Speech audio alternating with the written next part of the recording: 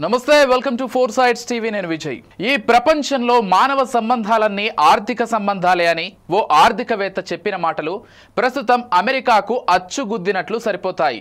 దాన్ని అమలు చేయడంలో ట్రంప్ ముందు వరుసలో ఉంటారు।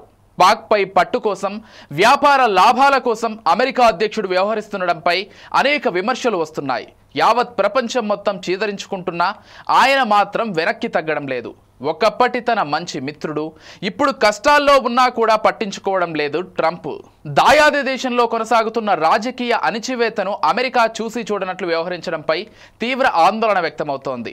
స్వప్రయోజనాల కోసం పాక్ సైనిక ప్రభుత్వానికి చేరువవుతూ ఆ దేశంలో నిరంకుశ పాలన బలపడ్డానికి పరోక్షంగా అమెరికా సహకరిస్తోందని ఒక అంతర్జాతీయ నివేదిక హెచ్చరించింది।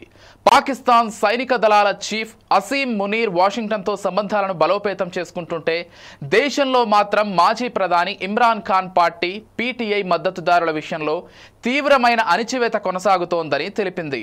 గతంలో ఇమ్రాన్ ఖాన్ తనకు బెస్ట్ ఫ్రెండ్ అని చెప్పిన డొనాల్డ్ ట్రంప్ ఇప్పుడు ఆయన్ను జైల్లో పెట్టిన ప్రభుత్వంతోనే సన్నిహితంగా ఉండటంపై యావత్ ప్రపంచం ఆశ్చర్యం వ్యక్తం చేస్తోంది। జూలై చివరిలో పాకిస్తాన్తో అమెరికా ఒక కీలకమైన టారిఫ్ ఒప్పందాన్ని, చమురు అన్వేషణలో సహకారాన్ని కుదుర్చుకుంది। గతంలో తన మిత్రుడైన ఇమ్రాన్ ఖాన్ను విడుదల చేయించడం లేదా ఆయనకు సంబంధించి న్యాయపరమైన విచారణకు ఈ ఒప్పందాలను ఒక అవకాశంగా వాడుకోకుండా అమెరికా కంపెనీలకు లాభాలు చేకూర్చేందుకే ట్రంప్ మొగ్గు చూపారని సదరు నివేదికలో విమర్శించారు। ట్రంప్ సెకండ్ టైం అమెరికా అధ్యక్షుడయ్యాక విదేశాంగ విధానం కంప్లీట్ గా మారిపోయిందన్నారు।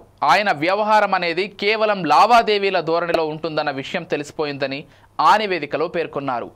తమ దేశ వనరులను, సంపదను అమెరికా కార్పొరేషన్లతో పంచుకోవడానికి సిద్ధంగా ఉన్న ప్రభుత్వాలకు అనుకూలమైన ఒప్పందాలు ఇవ్వడానికి ట్రంప్ ఉత్సాహం చూపుతున్నారని, ప్రస్తుతానికి జైల్లో ఉన్న ఇమ్రాన్ ఖాన్ కంటే పాక్ ప్రధాని షరీఫ్, ఆర్మీ చీఫ్ మునీర్లే ట్రంప్కు ఎక్కువ ప్రయోజనాలు అందిస్తున్నారని రిపోర్టు ద్వారా వెల్లడించింది।